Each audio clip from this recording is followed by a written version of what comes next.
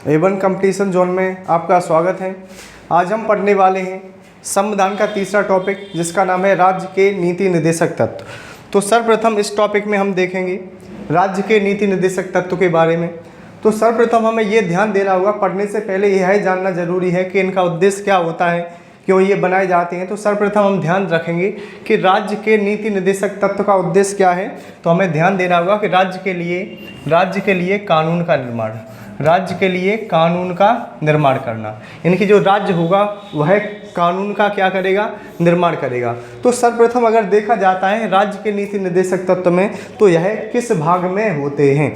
तो हम ध्यान रखेंगे संविधान के किस भाग में होते हैं। तो यह भाग 4 में देखने को मिलते हैं। भाग 4 में हम कह सकते हैं कि राज्य के नीति निर्देशक तत्व को देखा जाता है, संविधान के भाग 4 में से देखा जाता है। जबकि अगर बात की जाती है कि राज्य के नीति निर्देशक तो जो तत्व हैं वह किस कहाँ से कहाँ तक हैं, आर्टिकल की बात की जाएगी तो हम ध्यान रखेंगे 36 से 51 तक यह देखने को मिलते हैं।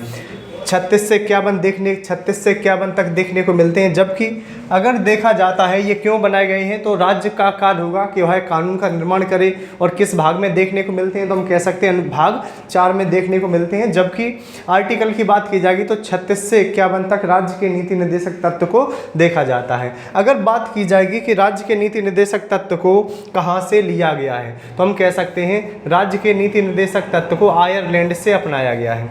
राज्य के नीति निर्देशक तत्व को कहाँ से अपनाया गया है, तो हम ध्यान रखेंगे आयरलैंड से इन्हें अपनाया जाता है। जबकि अब बात यह की जाती है कि आयरलैंड ने किस देश से अपनाया है, तो हम कह सकते हैं आयरलैंड ने अपनाया स्पेन से।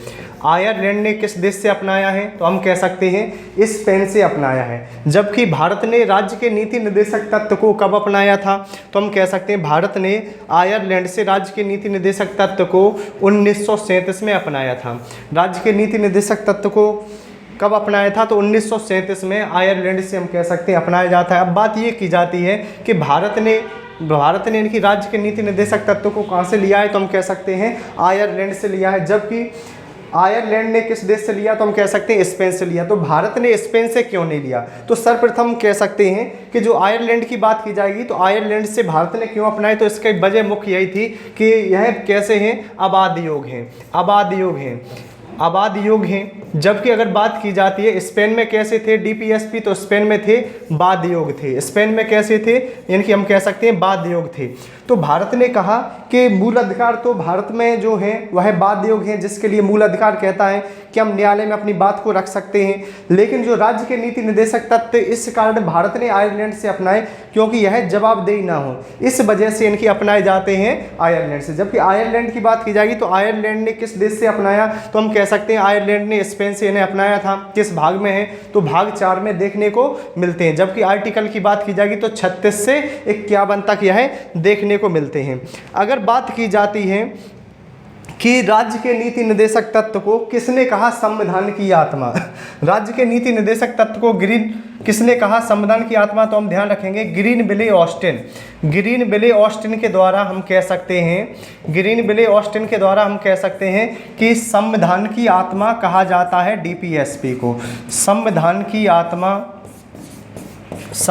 आत्मा कहा जाता है डीपीएसपी को, यानी कि राज्य के नीति निर्देशक तत्व को संविधान की आत्मा कहा जाता है। अब बात की जाती है कि राज्य के जो नीति निर्देशक तत्व होते हैं, जो 36 से 51 तक जो आर्टिकल हैं वह क्या मैसेज देते हैं, उनका उद्देश्य क्या होता है, तो हम कह सकते हैं उनका उद्देश्य क्या होता है, तो उद्देश्य होता है समाजवादी,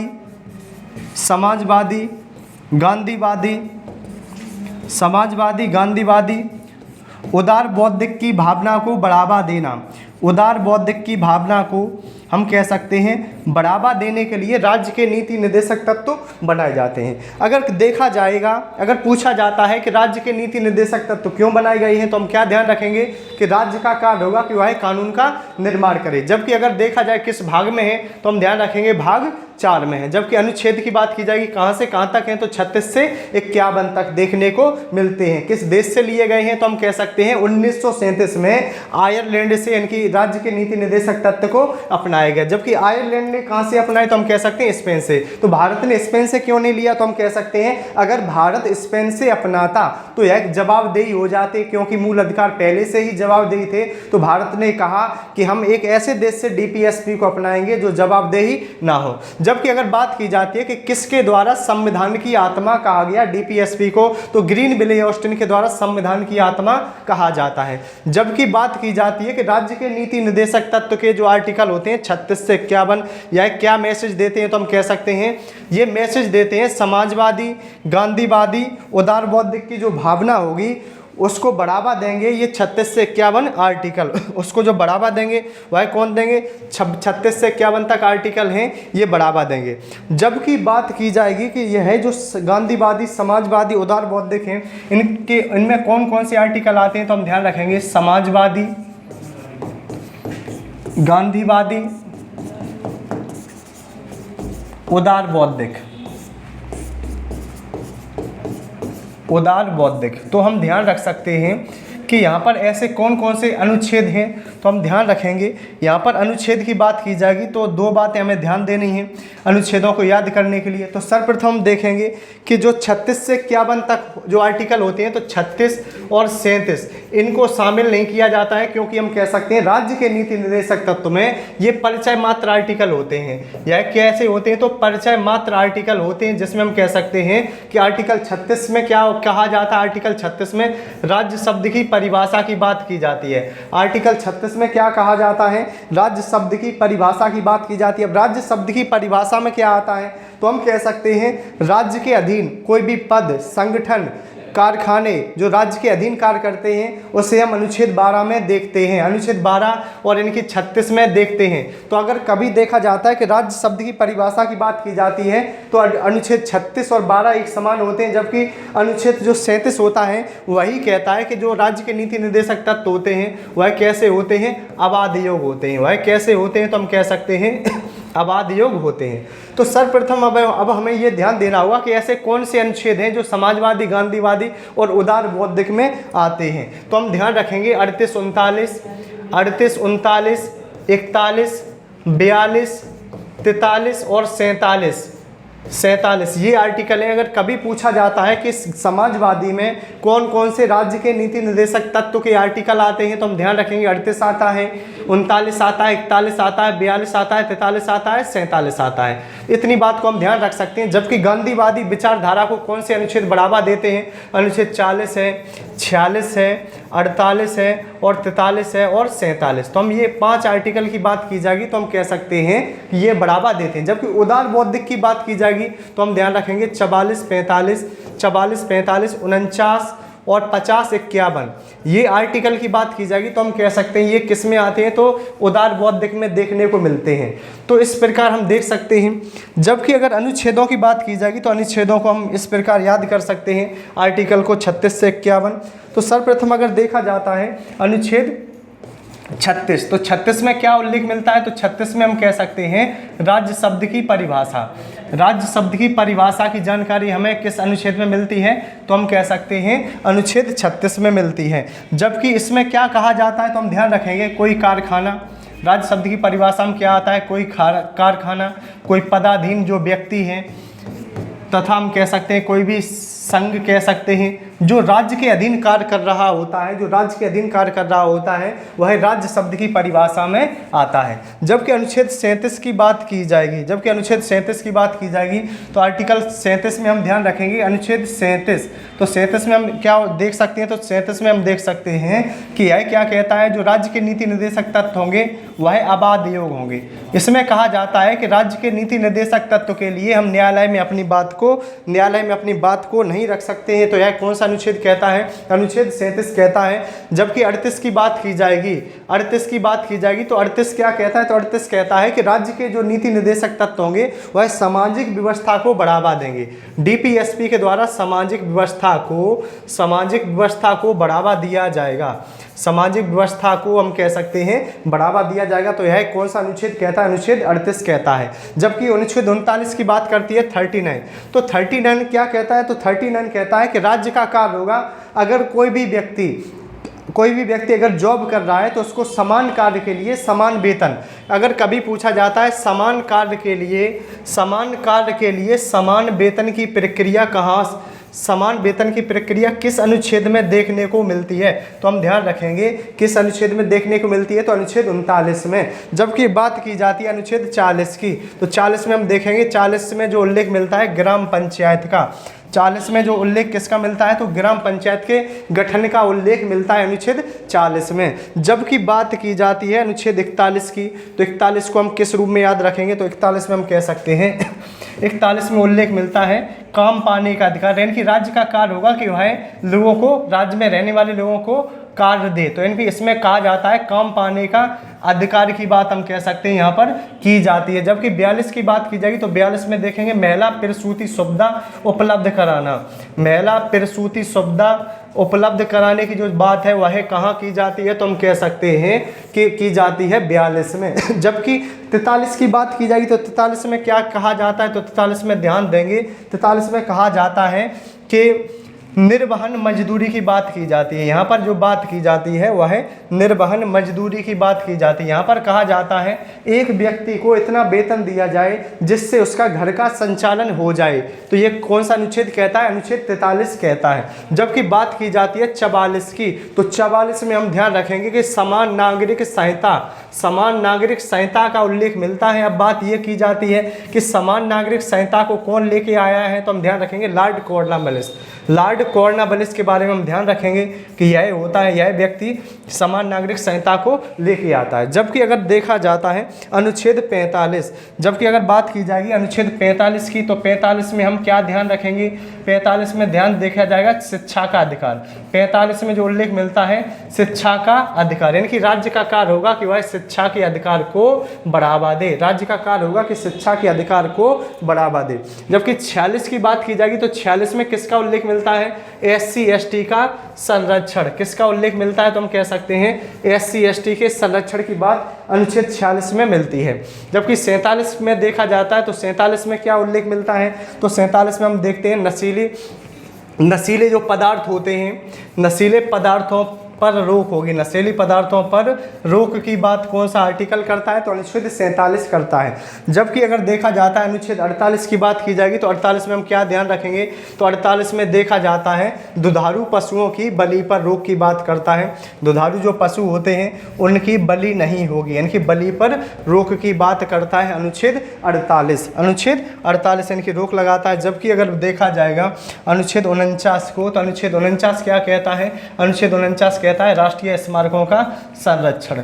अनुच्छेद 49 क्या कहता है, तो अनुच्छेद 49 राष्ट्रीय स्मारकों के संरक्षण की बात कहता है, यानी कि राज्य में जितने भी स्मारक होंगे राज्य का कार्य होगा कि उनका संरक्षण करे, राज्य का कार्य होगा कि उनका संरक्षण करे। जबकि अगर देखा जाता है राज्य के नीति निर्देशक तत्व में आर्टिकल 50 को, तो आर्टिकल 50 में कहा जाता है जो न्यायपालिका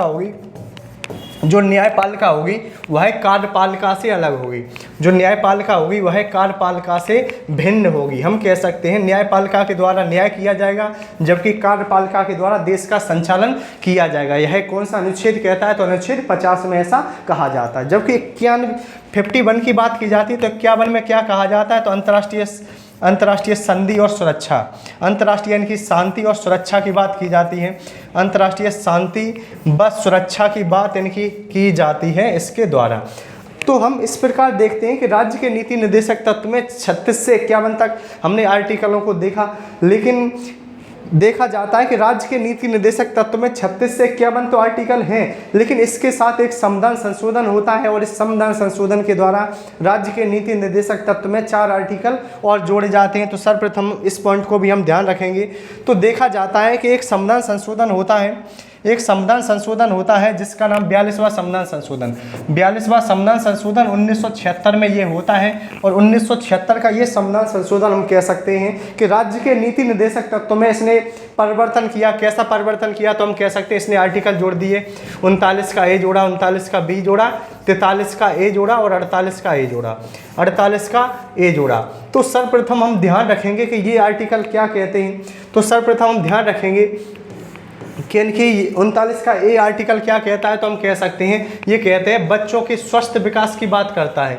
बच्चों के स्वस्थ विकास की बात कौन सा अनुच्छेद करता है, तो हम कहेंगे बच्चों के स्वस्थ विकास का उल्लेख इनके 39 के ए में मिलता है। जबकि 39 के बी में क्या कहा गया है, तो 39 के बी में कहा जाता है अगर कोई भी व्यक्ति कानूनी शिकायत करने जाता है तो उस पर किसी प्रकार का पैसा नहीं लगेगा, कि उस पर किसी भी प्रकार का पैसा नहीं लगेगा, इनकी निःशुल्क उसकी शिकायत को लिखा जाएगा। जबकि 43 का ए की बात की जाएगी तो 43 का ए क्या कहता है, तो 43 का ए कहता है कि राज्य का कार्य होगा कि वह राज्य के लोगों के लिए कारखाना की स्थापना करे, कारखाने खोले जिससे उनका घर का संचालन हो सके। जबकि 48 के ए की बात की जाएगी तो 48 के ए में क्या उल्लेख मिलता है, तो 48 के ए में बात की जाती है पर्यावरण के संरक्षण की, यानी कि राज्य का काम होगा कि पर्यावरण को वह सुरक्षित रखे, पर्यावरण को वह सुरक्षित रखे। अगर कभी पूछा जाता है इस अनुच्छेद का उल्लेख किस आर्टिकल में मिलता है, तो 48 के ए में मिलता है। 48 का ए कब जोड़ा जाता है, तो 42वां संविधान संशोधन 1976 के द्वारा 4 आर्टिकल जोड़े जाते हैं, 39 का ए, 39 का बी,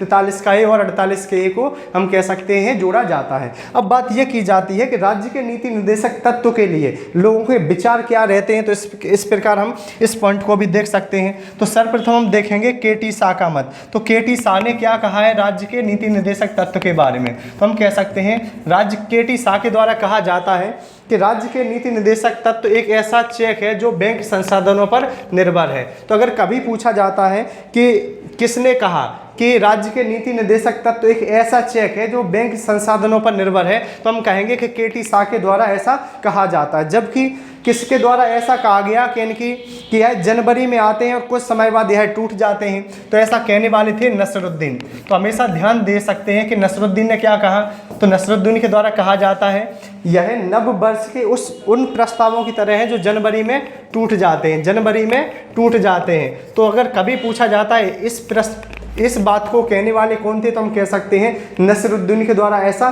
कहा जाता है। जबकि अगर बात की जाएगी टीटी कृष्णमाचारी की, जबकि अगर बात की जाएगी टीटी कृष्णमाचारी की बात की जाएगी तो टीटी कृष्णमाचारी के द्वारा क्या कहा जाता है और केटी शाह के द्वारा क्या कहा जाता है, तो हम कह सकते हैं कि टीटी कृष्णमाचारी के द्वारा कहा जाता है लक्ष्य एवं आकांक्षाओं का कूड़ा घर, लक्ष्य एवं आकांक्षाओं का कूड़ा घर से कहा जाता है, आकांक्षाओं का कूड़ा घर से कहा जाता है। जबकि हम कह सकते हैं लक्ष्य एवं आकांक्षाओं का घर हम कह सकते हैं केसी वियर के द्वारा कहा गया, हम कह सकते हैं केसी वियर के द्वारा हम कह सकते हैं कहा जाता है। तो केसी वियर के द्वारा हम कहेंगे, केसी वियर ने क्या कहा, तो केसी वियर ने कहा लक्ष्य एवं आकांक्षाओं का घर की अगर बात की जाती है तो ये कहा जाता है केसी वियर के द्वारा। तो सर्वप्रथम अगर केटी शाह के बारे में हम ध्यान रखेंगे कि इन्होंने क्या कहा, तो एक ऐसा राज्य के नीति निर्देशक तत्व एक ऐसा चेक है जो बैंक संसाधनों पर निर्भर है। जबकि नसरुद्दीन के द्वारा कहा जाता है कि राज्य के नीति निर्देशक तत्व एक ऐसा चेक है या एक ऐसे होते हैं जो जनवरी में जाके टूट जाते हैं, यानी कि एक ऐसा प्रस्ताव होता है जो जनवरी में जाके टूट जाता है। जबकि टीटी कृष्णमाचारी ने कहा लक्ष्य एवं आकांक्षाओं का कूड़ा घर, और जबकि केसी वियर के द्वारा कहा जाता है लक्ष्य एवं आकांक्षाओं का घर कहा जाता है। जबकि अगर देखा जाता है तो राज्य के नीति निर्देशक तत्व के लिए भी हम कुछ मामले देखते हैं जो परीक्षा की दृष्टि से काफ़ी महत्वपूर्ण होते हैं। तो सर्वप्रथम जो मामला देखेंगे उसका नाम है चंपाइकम दोईराजन मामला। पहला जो मामला है चंपाइकम दोईराजन मामला। चंपाइकम दोईराजन जो मामला है वह कब का मामला है, तो हम कह सकते हैं 1951 का मामला है।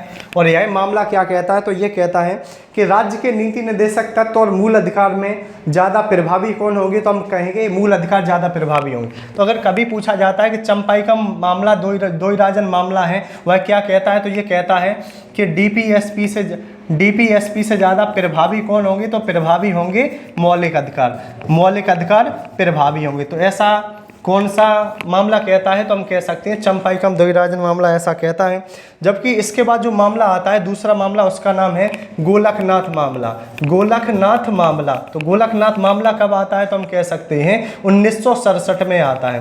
गोलकनाथ मामला कब आता है, तो 1967 में आता है। और यह मामला क्या कहता है, तो यह मामला कहता है कि राज्य के नीति निर्देशक तत्व को लागू करने के लिए, राज्य के नीति निर्देशक यानी कि डीपीएसपी को लागू करने के लिए, डीपीएसपी को लागू करने के लिए मौलिक अधिकारों में संशोधन नहीं किया जा सकता है। मौलिक अधिकारों में संशोधन नहीं किया जा सकता है। ऐसा कौन सा मामला कहता है, तो ऐसा मामला कहता है गोलकनाथ मामला। जबकि इसके बाद देखा जाता है कि एक नया मामला आता है जिसका नाम क्या था, तो हम ध्यान रखेंगे तीसरा जो मामला था 24वां 25वां संविधान संशोधन 1971। 24वां 25वां संविधान संशोधन 1971 की बात की जाती है। तो यह क्या कहता है, तो ये कहता है कि मौलिक अधिकारों को ना तो कम किया जा सकता है, मौलिक अधिकारों को ना तो कम किया जा सकता है, ना ही उन्हें समाप्त किया जा सकता है। तो ऐसा कहता है ये 24वां 25वां संविधान संशोधन 1971। तो सर्वप्रथम अगर ये पूछा जाएगा कि ऐसा कौन सा मामला है जो कहता है कि मौलिक अधिकार ज़्यादा प्रभावी होंगे राज्य के नीति निर्देशक तत्व से, तो हम ध्यान रखेंगे चंपाइकम द्वैराजन मामला है ये कहता है। जबकि ऐसा कौन सा मामला है जो कहता है कि राज्य के नीति निर्देशक तत्व को लागू करने के लिए मौलिक अधिकारों में संविधान संशोधन नहीं किया जा सकता है, तो गोलकनाथ मामला कहता है। जबकि ऐसा कौन सा मामला है जो कहता है मौलिक अधिकारों को ना तो कम किया जा सकता है ना ही समाप्त किया जा सकता है, तो ये तो कहता है 24वां 25वां संविधान संशोधन 1971। जबकि इसके बाद भी मामले आए तो उन मामलों में देखते हैं कि क्या होता है। तो सर्वप्रथम इसके बाद जो मामला होता है उसे हम देखेंगे जिसका नाम होता है केशवानंद भारती मामला। केशवानंद भारती मामला, तो केशवानंद भारती मामला की बात की जाएगी तो हम ध्यान रखेंगे यह जो मामला है यह कब आता है, तो 24 अप्रैल 1973 को आता है। 24 अप्रैल 1973 को यह मामला आया और इस मामले में कहा जाता है कि मौलिक अधिकार में संविधान संशोधन तो किया जा सकता है लेकिन मूल ढांचे को परिवर्तित किए बिना, कि संविधान संशोधन तो किया जा सकता है लेकिन मूल ढांचे को परिवर्तित नहीं किया जाएगा, मूल ढांचे को परिवर्तित नहीं किया जाएगा। तो ये मामला कौन सा कहता है, तो केशवानंद भारती बनाम केरल जो मामला है ये कहता है। तो इसके बाद इनकी कौन सा मामला आता है, तो इसके बाद हम देख सकते हैं दूसरा मामला आता है जिसका नाम था 42वां संविधान संशोधन 1976। 42वां संविधान संशोधन 1976 मामला ये क्या कहता है, तो कहा जाता है कि पहला मामला है जिसने कहा कि राज्य के मौलिक अधिकारों से ज़्यादा प्रभावी क्या होंगे, तो हम कह सकते हैं मौलिक अधिकारों से ज़्यादा प्रभावी होंगे डीपीएसपी। तो अगर कभी पूछा जाता है ऐसा कौन सा अधिनियम था जो कहता है कि मौलिक अधिकारों से ज़्यादा प्रभावी होंगे डीपीएसपी, तो हम ध्यान रखेंगे 42वां संविधान संशोधन 1976। जबकि इसके बाद एक मामला अंतिम आया जिसने कहा कि बात को ख़त्म कर दिया था, जिसने कहा कि अब यहीं पर बात समाप्त होती है। तो उसको हम देखते हैं, एक अंतिम मामला है जिसका नाम क्या था, तो हम कह सकते हैं मिनर्वा मिल्स मामला 1980। मिनर्वा मिल्स मामला 1980। मिनर्वा मिल्स मामला 1980 की बात की जाएगी तो हम ध्यान रखेंगे इस मामले में कहा गया, मिनर्वा मिल्स मामला 1980 में कहा गया कि राज्य के नीति निर्देशक तत्व और मौलिक अधिकार एक दूसरे के पूरक हैं और एक दूसरे के बिना इनका कोई अर्थ नहीं है, तो ऐसा कहने वाला मामला था मिनर्वा मिल्स मामला। जिसके बाद हम कह सकते हैं राज्य के नीति निर्देशक तत्व हमारे देश के लिए व हमारे राज्य के लिए प्रभावी माने जाते हैं, क्योंकि कहा जाता है इनके बिना इनकी महत्वपूर्ण तरीकों से इनकी सुझाव नहीं दिए जा सकते थे तथा योजनाओं को लागू नहीं किया जा सकता है, तथा जो आज राज्य के नीति निर्देशक तत्व हमारे देश व राज्य में इनकी महत्वपूर्ण तरीके से इनके लोगों के लिए कार्य कर पा रहे हैं। दूसरी बात हम ये भी ध्यान रख सकते हैं मिनर्वा मिल्स मामला 1980 में कहा भी गया था कि हाँ, हमारे भारतीय संविधान की जो नींव है वह मौलिक अधिकार तथा राज्य के नीति निर्देशक तत्व के आधार पर पड़ी है।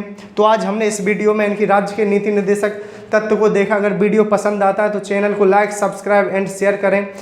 वीडियो देखने के लिए धन्यवाद।